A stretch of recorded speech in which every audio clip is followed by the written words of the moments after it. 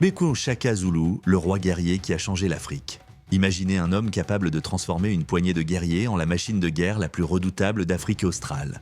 Un homme dont le simple nom faisait trembler ses ennemis à des centaines de kilomètres. Un stratège si brillant qu'il révolutionna à jamais l'art de la guerre sur tout un continent. Cet homme, c'était Chaka Zulu, et son histoire est celle d'une ascension fulgurante qui bouleversa le destin de millions d'âmes. Dans les brumes du temps, bien avant les cartes modernes, là où les montagnes rencontraient la savane, un nom allait secouer l'histoire, Chaka Zulu. Ce nom résonne encore aujourd'hui comme celui d'un stratège, d'un réformateur, mais aussi d'un homme qui marqua au fer rouge le destin d'une région entière. Chaka naît vers 1787 dans une petite tribu d'Afrique australe. Il est le fils illégitime du chef Sensangakona et de Nandi, une femme du clan Langeni. Cette union jugée honteuse conduit à l'ostracisme. Chassés, Nandi et Chaka survivent dans la douleur et l'errance, la pluie, les longues marches, le rejet des clans voisins. Tout forge dès l'enfance la résilience d'un futur roi. Cette enfance rude éveille en lui un feu, celui de la revanche, de la grandeur, du pouvoir.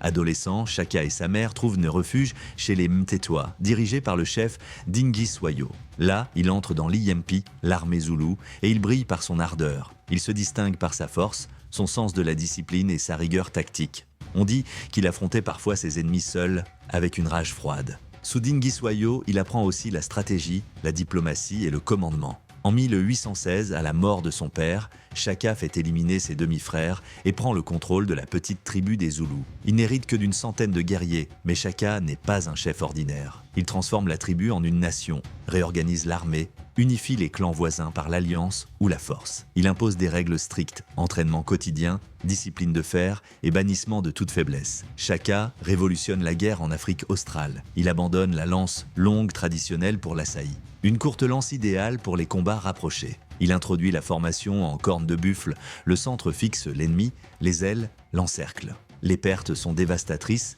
pour ses adversaires. Il impose aussi le port du bouclier en peau de bétail et la course pieds nus sur des terrains pierreux pour endurcir les guerriers. Chaka étend son territoire par la conquête. En moins de 10 ans, il soumet ou intègre des dizaines de clans, établissant un véritable empire. Il impose des chefs fidèles, redessine les frontières et veille à la cohésion. Ses ennemis parlent peu de lui, avec peur et fascination. Les colons européens entendent en parler de cet homme capable de mobiliser des milliers d'hommes en quelques heures. Mais le pouvoir isole. Chaka devient paranoïaque, obsessionnel, à la fois visionnaire et cruel. Après la mort de sa mère en 1827, il sombre. Il ordonne le deuil national pendant 1 an, interdit de faire des enfants et fait tuer quiconque se montre joyeux. Certains parlent de tyrannie, d'autres d'une volonté d'uniformité radicale, mais tous reconnaissent l'aura de Chaka. Les tensions montent au sein même de son entourage. Ses demi-frères Dingan et Mlangana s'inquiètent de sa brutalité et de son instabilité. Le 22 septembre 1828, ils passent à l'acte.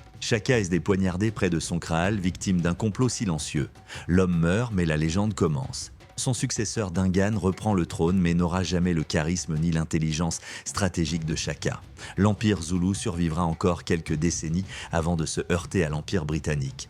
Mais les tactiques de Chaka inspireront des générations de résistants jusqu'à l'époque de l'apartheid. Chaka Zulu, c'est Alexandre le Grand sans écriture, Gengis Khan sans chevaux, un génie de la guerre né dans la brousse avec pour seules armes la mémoire, l'observation et la détermination. Aujourd'hui encore, son nom est chanté dans les villages, inscrit dans les livres d'histoire, utilisé comme symbole de fierté et de résistance. Chaka a régné un peu plus de 10 ans, 10 années qui ont bouleversé la géopolitique d'une région entière. 10 années qui ont transformé un peuple en nation, c'était toute l'histoire de Chaka Zulu, le roi guerrier qui a changé l'Afrique du Sud, laissant derrière lui un héritage indélébile qui traverse les siècles et continue d'inspirer ceux qui luttent pour leur liberté et leur dignité.